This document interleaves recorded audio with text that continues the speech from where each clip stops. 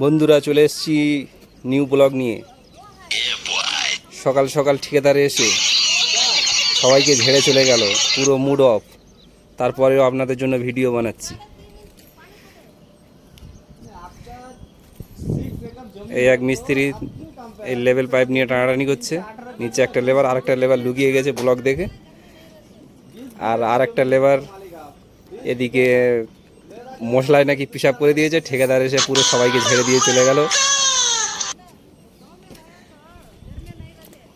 এই কাজ শুরু হচ্ছে।